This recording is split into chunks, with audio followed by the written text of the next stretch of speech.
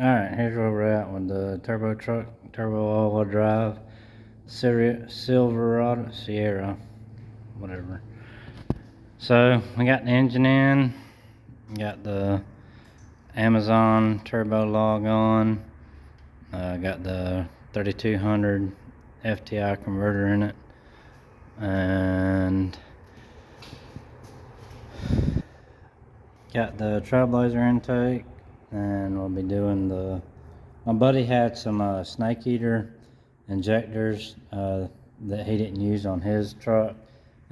He had a supercharger kit that he was going to use on his 1500 HD, and he ended up not using it. So I messaged him and asked him if he wanted to sell them, and he said yeah, he'd sell them.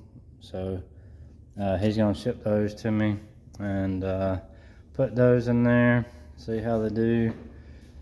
I know there's a lot of talk about them, but whatever. They're better than stock decaps. I had one hang open on this truck and almost hydrolock it, but you know, it's a gamble either way. So these are the 2-inch drop spindles on the front off of the Escalade. These are the wheels and tires off the Escalade.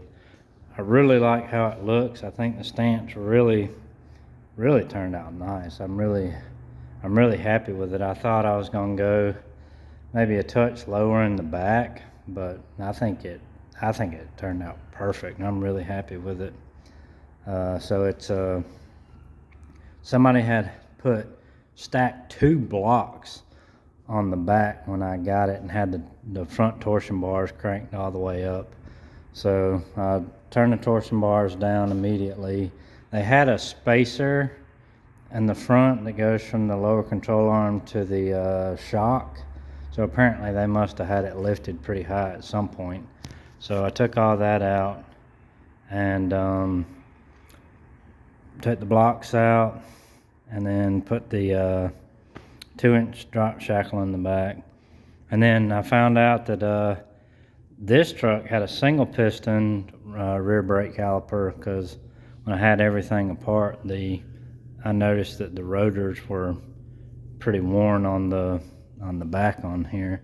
So they had new pads. Somebody had put new pads in it, but it was a single piston caliper. And then when I got to the Escalade and was taking everything off it, I noticed that it had a dual piston. So I switched those out. I had to trim the backing plate or whatever, dust shield, whatever it is. So I marked it and just did some minor trimming, and everything bolted right up. So now it's got dual piston calipers on the rear. The front ball joints on this thing were absolutely shot. The driver's side, it like to wore me out. I was trying to get it to come loose, and it just would not come loose.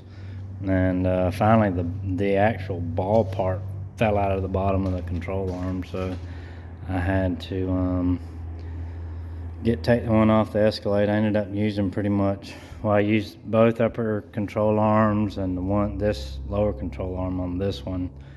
And you can tell the camber's out on it, and obviously it's not aligned yet, but slowly getting there, trying to make some progress with it and get it all together and closer to running.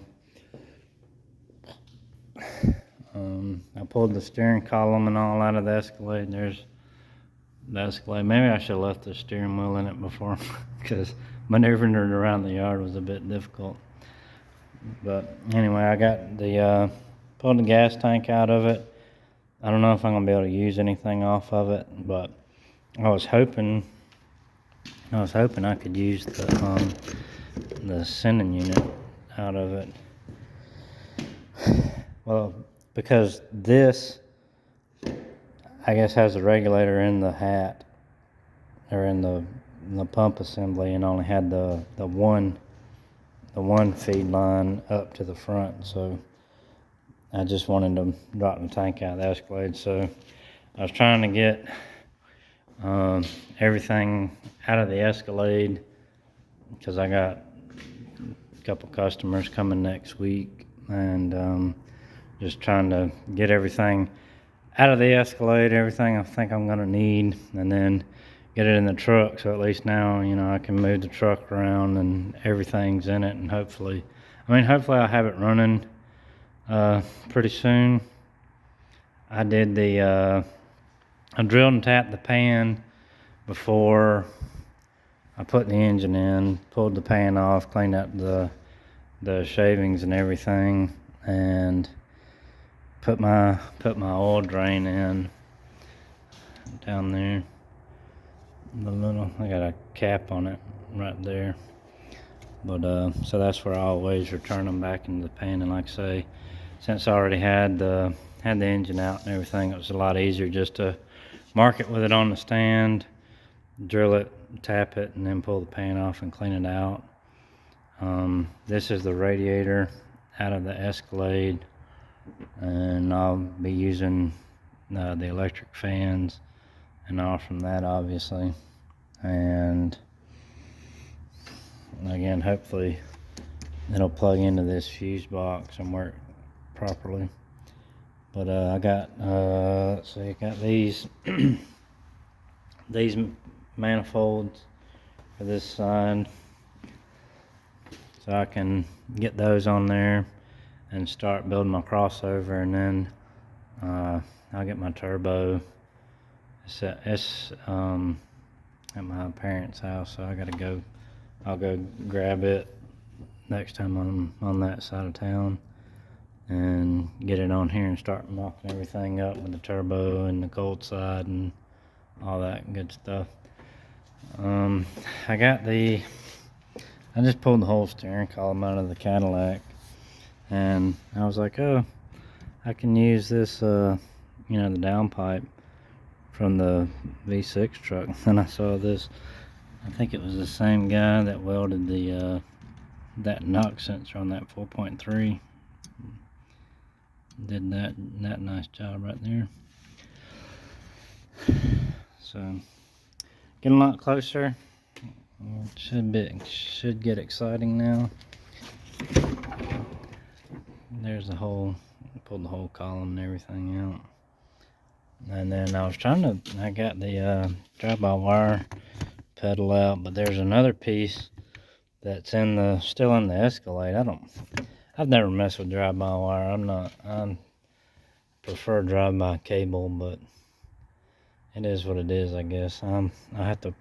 It's got this thing in there that goes all the way up and around to the brake pedal or something. It looks like a cable or something. I don't know what it is. I've never messed with drive-by-wire, so I thought it was just, the wire that plugs into here and the bracket or whatever. I have no idea if it's too. I don't even know how it. Oh, there it goes. Oh, it does pivot. Okay. I don't know. If it keeps it up, it'll be drive-by cable, because I got a few 90mm throttle bodies, and then I won't have to worry about an X-link thingy dingy. Alright, that's where we're at with it, and hopefully next time we'll be seeing the turbo on there, and start seeing some piping come together and getting this engine bay filled out.